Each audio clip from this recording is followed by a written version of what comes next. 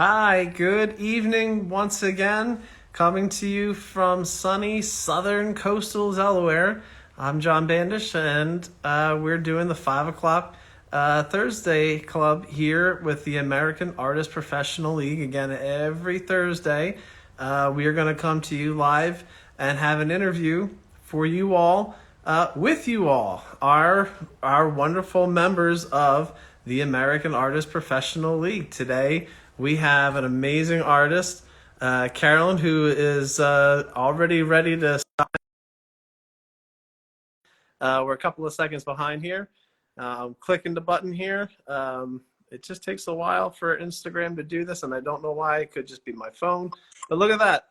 One click, and here we go. We are Instagram Live. I just have you sideways, but that's okay. We can turn screen. So, hi, good, afternoon John? for you. It's evening over here. Yeah, it is. It is. Am I supposed to turn my screen or are you going to turn your screen? I don't know if turning my screen All will right. work or not. I can try. There we go. How about that? Hey, that works for everybody. Okay, hang on a second. I gotta So try to as do this. we're getting set up here, I just like to remind everybody that's out there watching. Again, thank you all very much for tuning in. I see a bunch of people are already tuned in. People are commenting already too, liking the video. It's really awesome. We love seeing everybody on here.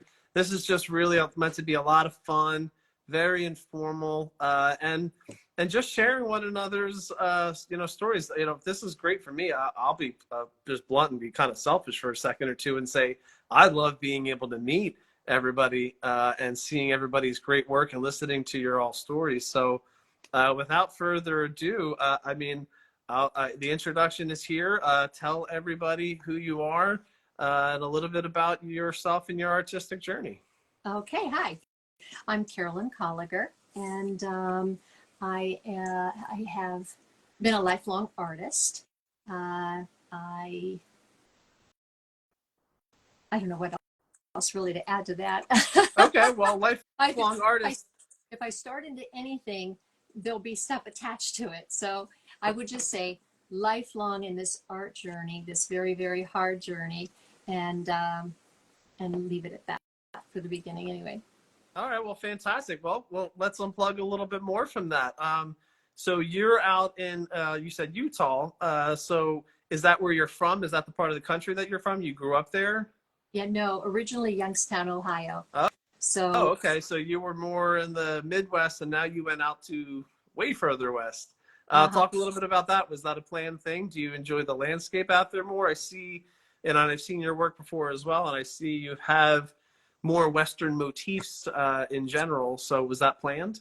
Yeah, no, I think it came with the economic collapse, the real estate collapse in Florida and on the East Coast. Was back in like 2007, and that's what actually got us over to the mountains, got the whole family over, and so yeah. But I think things happen for a reason, and it kind of incorporates everything I love: wood smoke, salt air, desert, the smell of pine, so forth. So everything very, very Western that just like inspires me. And so the landscape, it kind of, I guess it was a precursor to ending up and selecting as a final thing to paint mostly is the landscape painting, plein air painting. Okay.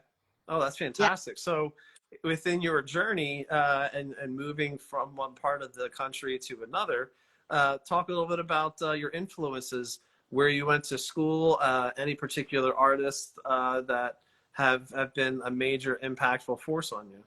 Yeah. Oh, well, I'll start by saying that my mom, when I was 10, my mom enrolled me in a summer oil painting program for kids. Thanks, Mom, for that.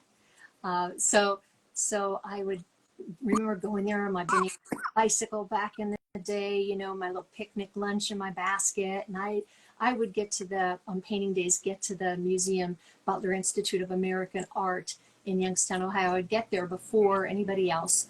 And I would get to go through the museum with the curator and go to the storage unit to pick pick up all the easels and the paint supplies for the other kids because nobody was there yet.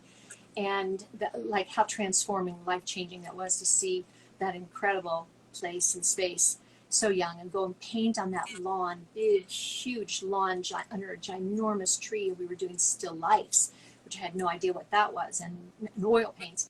And so I would leave there and I would go to the library on my way home, and I would go in there and get all of the step-by-step how to draw books. And I'd be on the floor sprawled out with my pencils and my sketchbook and stuff like that. Go outside, go on my way home with my books, and I would go stop under the tree out front, the big tree, and I would have my peanut butter sandwich and my classic Lay's chips. And I'm a foodie, so that's like a theme for me in my life. So anyway, have all of that, and you know, and then fast forward to about 2011 was when I made the commitment that I was going to do this. I was going to do this, you know, full time, and you know, make my mark on the world in the art world. That's fantastic. So you said 2011 you were going to make this full time. What were you doing before that? Well, I was always painting and doing creative things and selling and making money, and sometimes more and sometimes less, but you know, never like, it was never the biggest focus. Obviously raising your kids is your biggest focus, right? But in 2010 we moved to the Teton Valley, Idaho's Teton Valley, and I remember there again it was like transformative for me because it was the first time I saw a painting that just, you know, so grabbed me. And I remember saying to my husband, if I ever meet that artist, I'm going to see if they can teach me, if they can, you know, give me lessons. And the next day, my husband went to Ace Hardware, of all places, goes to Ace Hardware, and he pulls up next to this vintage old truck with the brand Tim Tanner Art Studio. And as he's walking past the truck, the guy is getting into the truck, and he says, "Are you Tim Tanner? Because if you are, my wife wants to study art with you. Do you give lessons?" And he said, "Well, I don't teach right now, but I would give your wife art lessons if she wants to." And that set me on this journey with this private mentorship, which, you know, of excellence, because he was an illustrator, you know what I'm saying, and they're perfectionists and all that, and that's how I wanted to be. And I just kind of continued that in that vein of education, because we always have to be learning and to get from here to there, and went on to work with Matt Smith, and more recently Scott Christensen, and there's a vein of other artists that I love and that I've watched videos and, you know, workshops, Zoom workshops during Corona. You know, Mitch Bayard and Gretchen Lopez. Love her work. Deborah Hughes, Camille Priswood, Lori Putnam. The list, you know, goes on and on of people that I've gotten knowledge from and been able to learn from.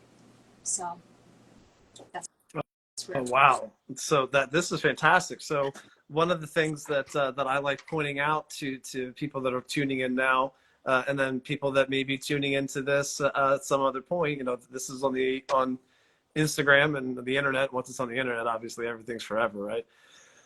But perhaps like a younger person who's just starting out, you know, I think these conversations are super insightful. I mean, I personally get a lot out of them, but if you're, you know, thinking of a younger, you know, a teenage person, 20-something-year-old person, maybe fresh out of art school, maybe thinking of going to art school, or maybe not wanting to go to art school, but learn from an artist or a mentor. You know, there's been a bunch of themes that I've heard now from so many of you, my fellow artists, talking about things like that, who you're studying from and learning every little bit that you can from each person all along the way. Like it all adds up into this big old pot, if you will. It's almost like a stew. Each little ingredient just helps to make it just that much more, dare I say, better, you know, in the case of, you know, your art career and your journey. So, well, and it's funny, you've already sort of touched on one of the questions I liked asking, which is there anybody from art history that you would love to be able to sit down and have a conversation with? But You are literally talking about, you saw this amazing painting that really inspired you and almost sort of changed your trajectory, really. And you got a chance to study with him. Talk a little bit about how impactful that really was. Like, cause that sounds like that's like, the clouds parting and the sun shining down type of, like, touched by the hand of God, so to speak, of a moment. Was it something like that? Oh yeah, totally, totally. When you say it like that, I'm realizing like how we ended up in the West, and how does that ever happen? That you make a comment and then the next day it's like bam. But I miss the college experience, going to art college. I went to New York City.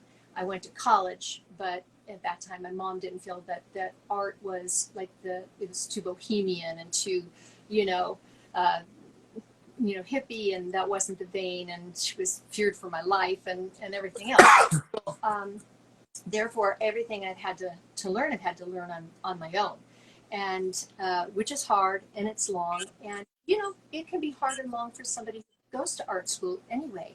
But I wanted to go to art school and then go to Paris and become an artist. But in saying that, that experience that I had and that mentorship was so. It took me. It was an entire college course in like 2 years, instead of 4 years, and it was everything. I mean, literally, these artists that mentor and that share, they can give you everything, and because they've nailed it down and they've honed in on it, it actually makes it's easier to learn, because they make it in a language you can understand. Hopefully they meet you where you're at, and they see where you're at and that sort of thing. And I can even remember, because being an illustrator, he did very much like Norman Rockwell, where everything was photographed. And we went out. So at one point we pulled a boat out of like a drift boat, or yeah, I guess it was like a drift boat. No, it must have been like a canoe. It was going to be a birch bark canoe, and like pulling that out and photographing all the different angles, had to be a certain time of day and the light and all this sort of stuff.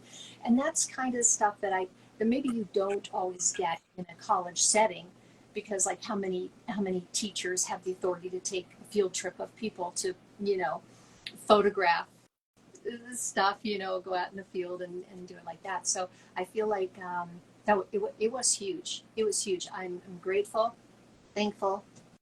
I can't even imagine it now as we talk about it. So, yeah. Well, and as far as somebody who did go to art school, and I had a wonderful experience, I wouldn't denote my experience as being something poor. I think lacking wise, I think every art school doesn't do a lot to teach people how to be a business, but that's another topic for another day, so to speak. But one thing that I could take away, and listening to other people who had a mentorship with one or two artists and in smaller groups, if not like you're saying, one-on-one, is when you go to art school, you're with 15, 20, 25 other people in a setting. You don't always get that type of one-on-one interaction that you'd like. And to be fair, you can't when there's that many other people that are wanting the same exact thing that you are. So I think it goes both ways. It's great to be in like an art school setting, but to kind of what you're saying, having that one-on-one mentorship, it has its benefits as well. So that's a fantastic thing. So again, if you're out there listening to right now, we've got a ton of people signed on. Again, thank you very much for tuning in to the American Artist Professional here on Instagram. We do this every Thursday at 5:00. If you're tuning into this and maybe you're on the fence and saying, hey, you know what? College is going to cost a lot of money.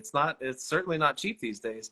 What if I just went and found an artist that I really liked and, begged them until they just gave up and said, fine, I'll let you study with me, and pay them, for a portion of that money. I think that's almost just as good. I had I'll just say quickly that I had a conversation with a professor that was an adjunct professor in my undergrad days, who I ran into some years later, and said, and I had asked point blank, like, what would you recommend to kids today? And his exact words were, don't go to school, spend your money and go travel and go to every museum that you can, go spend money with an artist. So it's very much what you're saying. So hats off to you. I think you got something great. Thank So you.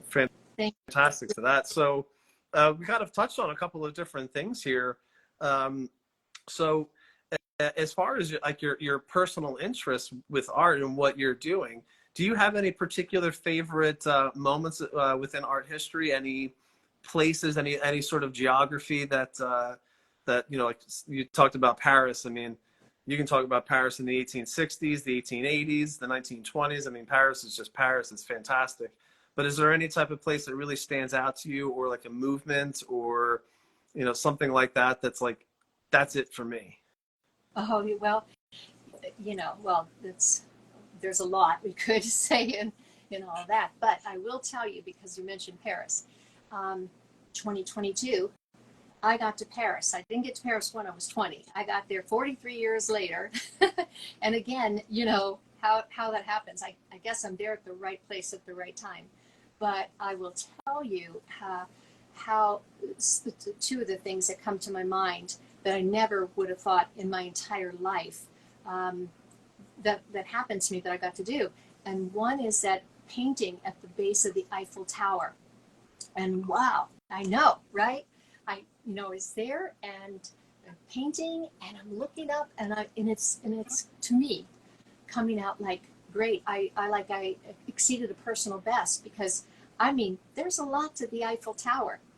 There's a lot to break down, all the the crosses and the whole structure of the thing.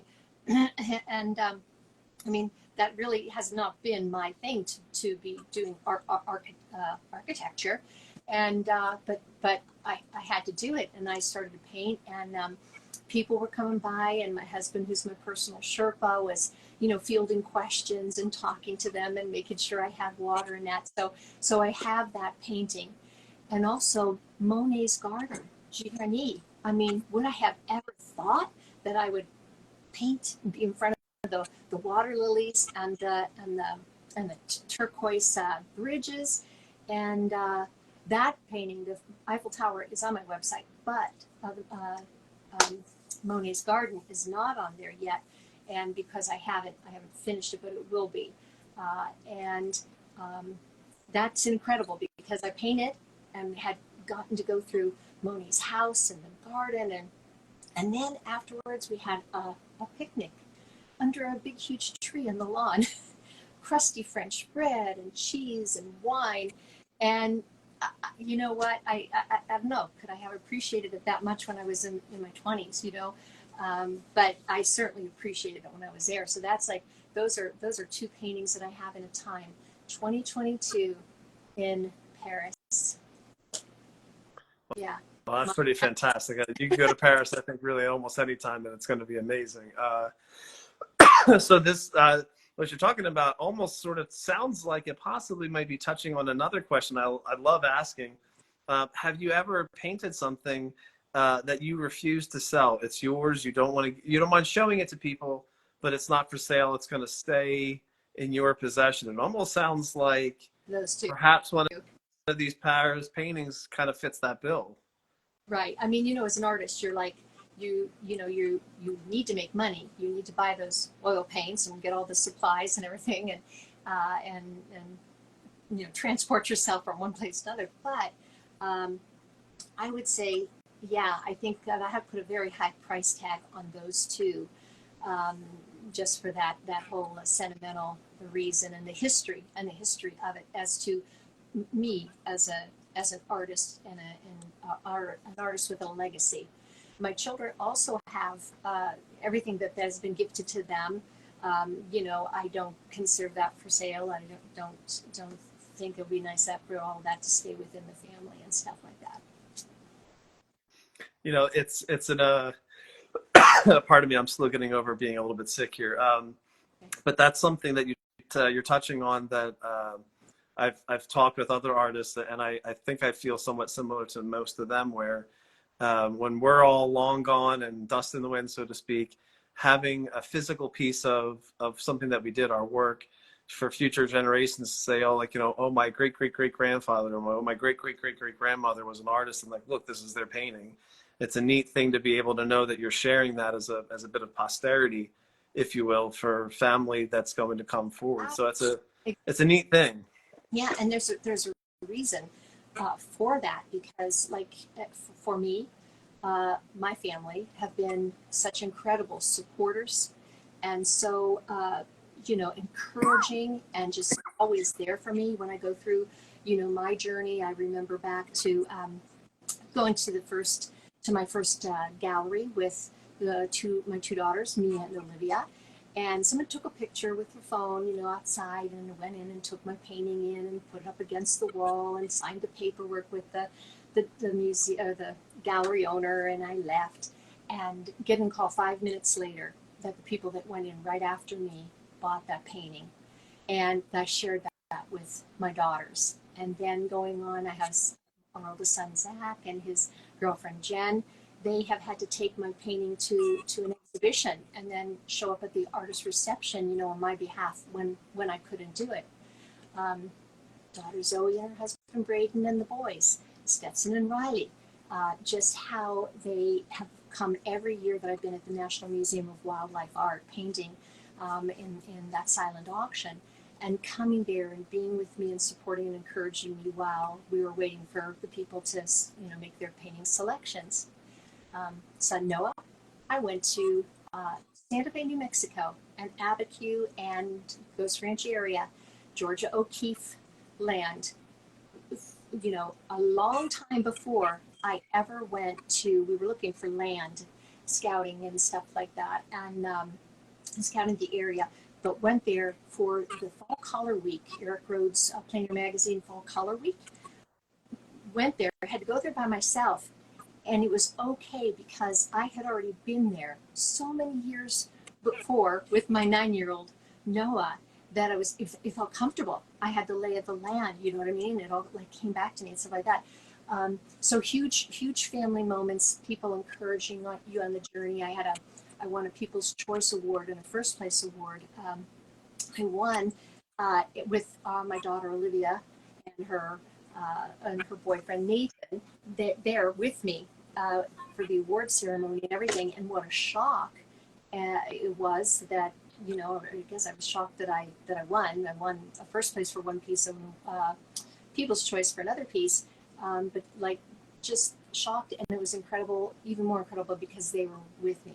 So that is when you talk about like all the, you know, generations and generations to come. Those hopefully are stories that they pass down to their kids and their kids. And just a quick aside, having met Renoir's great grandson, he told the story of how back in the day when the bicycles came out with the big tires and the way the artists made money, they would go to all of the neighbors, you know, and ask, did anybody want a portrait, a doggy portrait or a kid portrait or whatever. They didn't have cameras, you know, and that.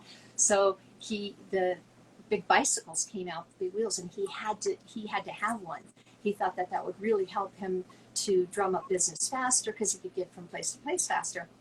And the first day that he went out, he fell off of the bike and broke both of his arms. And that is a story that got passed down through the family, which is really, really cool. Yeah, I mean, that's just the anecdotes of family stories. I mean, it's something that like you talked a little bit about being in, you know, younger years where you don't maybe appreciate some of those things. You get a little older and you start to say like, oh, I appreciate that. I want to know more about, you know, not just my grandparents, my great grandparents and their grandparents and so on and so forth. Where, you know, where did our family come from and things like that.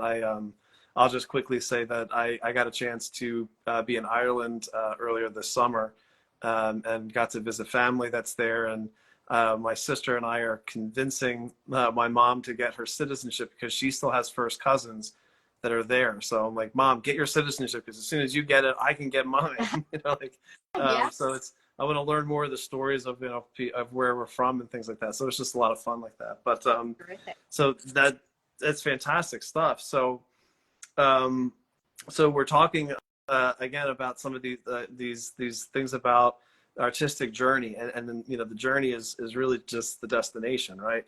I don't know about you, but I know personally myself, and I've talked with other artists. We get so focused on, I've got this upcoming show, or I've got a deadline, or I've got this painting that I want to do, and you get kind of focused on, I need that outcome, and I need that outcome, that you forget about the journey. And that's really what you're talking about here, is just enjoying the journey that you're on.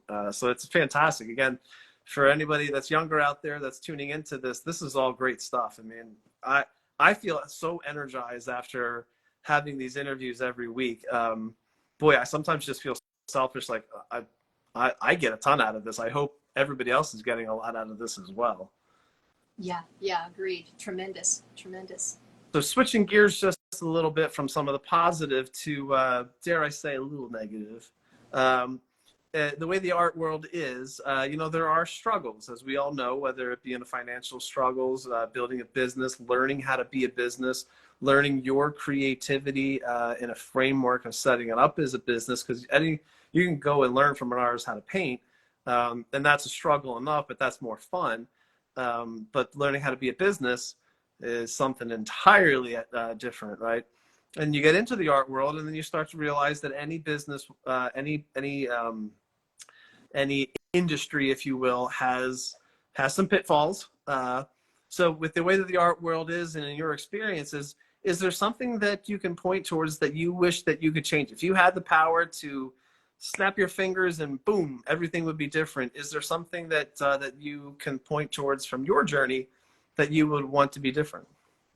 I feel like the one thing that I find is a stumbling block, well, besides getting the image from here down my arm and out my hand, is definitely challenged by like resizing photos and getting it to click.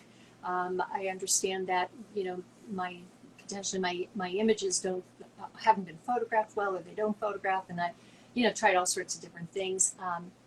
The resizing aspect is really a challenge when you're facing a deadline and you've completed like a painting that you want to get in for that submission, and then getting stuck at the very end because the resizing. Is there not a software that could just I mean, you know what I'm saying? I mean, there is software, but if you're software challenged, it's a problem.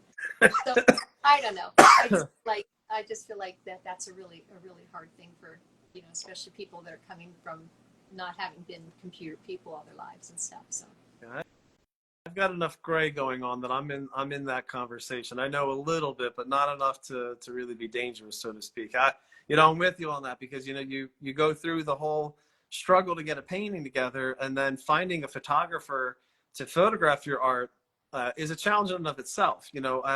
If you know a little bit about photography, you know just how difficult photographing a painting really truly is, in getting a likeness of both color, and then the detail, the quality of the images has to be on point. They're talking about sizing. I am waiting for some app developer to have something where you can take your phone out and it does it. I don't know the magic behind it, but I'm with you. I'm waiting for somebody to just make that happen. Yeah, please.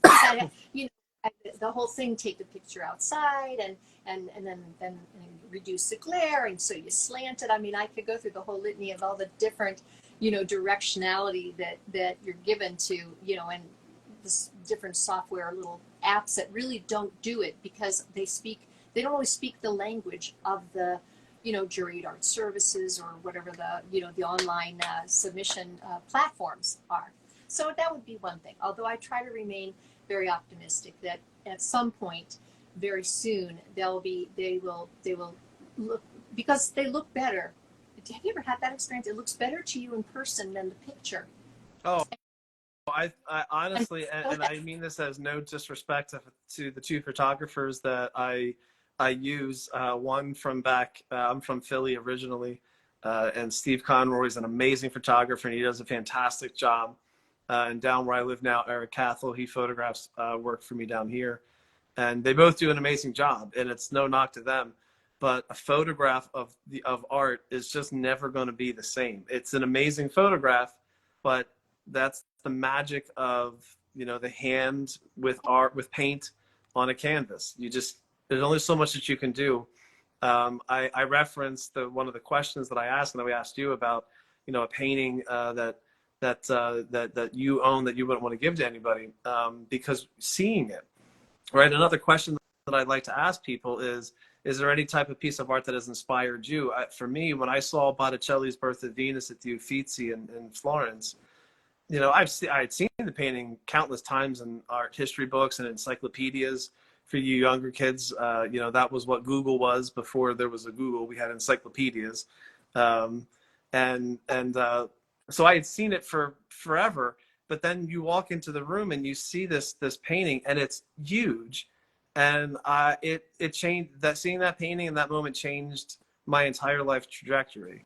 So you can look at a photograph of it and you get the likeness, but it's nothing like the Yeah. original. So to your Yes. point, I don't know if the camera will ever actually be able to do that. Maybe one day, maybe there's some AI tech that's 20 years away from now that I'll be sitting as an older man saying, well, I guess it answers my questions, but I'm with you on somebody's making an app somewhere right now for artists. I'm sure of it. Okay. If it costs $20, I'll buy it for $20. Yeah. That's fine. Yeah. So I try to keep these conversations to around a half an hour or so, and just fun and informal, and we're kind of right around that time frame here. So in that sense of things, talk a little bit about where people can see more of your art. What shows do you have lined up? Are you in any group shows now? And again, where can people see more of your art? And then, you know, really importantly, where can they purchase more of your art? Well, right now I am not slated for any exhibitions, although I have submitted applications or, you know, images for getting juried into ones to come, future ones. And, you know, hopefully that will be to be announced. Don't have any gallery representation. Right now, where they're going to see my art is on my website, carolynkollegger.com. But I do want to address something before we leave, because, you know, we've talked about excellence and stuff like that. And so, like, well, I will speak to one thing first about AAPL. And, you know, thank you for all you do, because it does take a significant amount of time away from your painting, as does your young son. I think you have maybe just one son, 9-month-old? I have, yeah, he's about 10 months old right now. Okay. So speaking to that, I joined AAPL, and the different organizations I've chosen to join. I chose AAPL because I wanted to get from here to here. And if you ask me, Professional Artists League, Salmagundi Club, they're up here. That's a lofty goal. You know, I'm here. I'm not going to stay here. I want to get here. And what you afford to us as members is, first of all, like, you know, the other artists and how they challenge you by what they bring to the table, and spurs you on to want to do, you know, bigger and better things with your art and grow in your art. And then as an organization, the events that you afford us, the exhibition opportunities and getting juried into shows, that means you're getting up to the next level. So for me, like, as a personal goal, I have that I want to be juried into national shows, regional shows, national shows consistently, because that will mean that my homework, my work I put in, it has gotten to a certain level. I have gotten into, I've had solo, I've had group, I've had different exhibitions, but not, you know, there's not a consistency that I'm happy with. Am I happy with what I've achieved? Yes. Consistency was what I want to definitely get there. To me, it would be a huge thing also, it's great to have collectors and people that are buying your pieces, because it pays the bills and it kind of tells you you're on the right track. So I have had that and feel like I'm on the right track. But when I think about, in terms of legacy, as we've talked about, legacy, where, say, Butler Institute of American Art, where I started out, would they want to ever purchase a piece, you know, acquired for their permanent collection?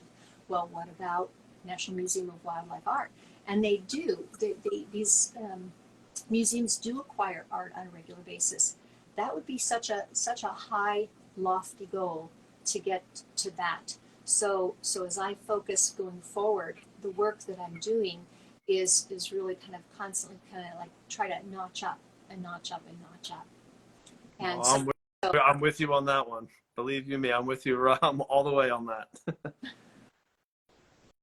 I don't think you ever actually get past that. Yeah, or at least I've from everybody I talked with in these interviews and all my friends, I think we're all always striving for just dare I say more. Yeah, even if you've gotten to that sort of you're talking about consistency. I think even if you have that, there's jurying is such a difficult thing to do. I can't stress enough if you've never juried a show, it is one of the most stressful and challenging things to do. I don't like it. I'll just flat out say it. I don't like it. I have to do it as a board member with AAPL, so I'll do it because I'm told. But if it was left to my devices, I would just say everybody gets in. Hey, like my best painting is really my next painting. Hey, would you love to have a conversation with Da Vinci about what it was about the Mona Lisa that he couldn't get past, that he couldn't let this merchant guy who commissioned it ever have that piece? And I did get to see that. Oh yeah. The line had to keep moving. But if I could have that piece and just study the piece, excellence and what didn't you like about that painting? I do have artist friends that keep pieces and go back and rework them, look at them, study them, as I do too. And at some point, you either have to tell yourself or somebody has to tell you it's done, move on. It's good, it's great. Which getting a jury into a show actually tells you. That Sure. Well, and I'll tell you that I think there's a subjectivity part of that conversation that you just never know who's looking at the work. Somebody that just they don't like landscapes, and so they're just gonna like kind of landscape. Oh, look at that figurative work. I really like figurative work. That's somebody's personal preference. I think that there's something to be said about that when it comes to jurying into events. So for you younger people that are out there listening to now, and again, thank you all for tuning in.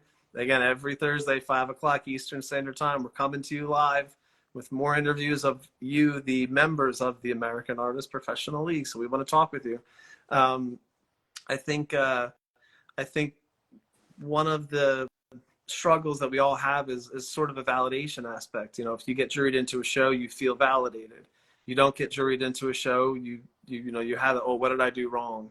And that's a tricky conversation because sometimes it's just not that. Sometimes it's just the simple of whoever was the juror just really your work didn't resonate with them. And then you go to another show and you submit and it's somebody else, or the same show and they have a different juror the next year, and all of a sudden, boom, there you are. So it's hard to know. Yeah. Dare I say it's impossible. Yeah. I would say to the younger people about, and actually, if I ever would have known, if I talked to the 12-year-old me, and that would be, the me that I am now, that I was going to really be doing this, like, seriously and getting there with it and everything, that I would have done it more seriously and honed in, focused more seriously already early on.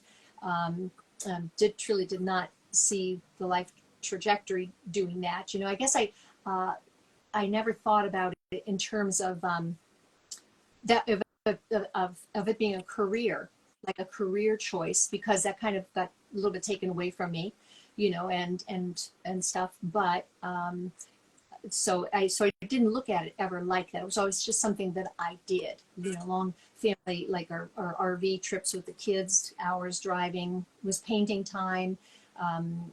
Times that my husband took the kids out on a field trip or walk, that was some painting time for me, but never like demanding the time. Had I known, to the young person, about like draw, and make time to paint every day, even if it's like 20 or 30 minutes, the discipline to do that, because one day you're going to be, asked when you get your, skill up, and somebody asks you to do a show where you have to come up with 20 pieces or 30 pieces for this solo exhibition. Are you going to be able to do it? The only way you're going to be able to do it is with just dedication, really discipline, dedication, persistence, making the time to paint, making it, your own, and non-negotiable. You just have to, have that time. And it's really, really hard to do. It sounds really easy to do. And anybody that probably says, oh, I'll do it for like every day, very few people, actually continue. They start maybe 1 day, 2 days, 3 days, 5 days, 10 days, maybe a month, and then life gets in the way. It's really, really hard. It's really hard. But the young person that wants to entertain that as a future has to really get disciplined. Well, that's, I think, the best advice that you can give to the younger person. So thank you very much. And again, thank you very much for coming. And I have a blast with all of these. This was a great time. Thank you very much for personally, just from me, for coming and talking tonight. And on behalf of the American Artist Professionally, thank you again for coming on and talking to us and sharing, your life story, your artistic journey, and how you came to be this fantastic artist that you are. So again, for everybody out there that's interested in seeing about more of Carolyn's work, you can click the links right here on the American Artist Professional League's website. Go right to her Instagram. Instagram connects right to the website, and you can see more of her work. And there's going to be a lot more exhibitions that we're going to see with your work in. And again, thank you very much for coming on tonight. Yeah, thank you, John. Thank you. It's been fun, and I appreciate you. You're very welcome. Good night, everybody. We'll see you next week. Bye. Bye-bye.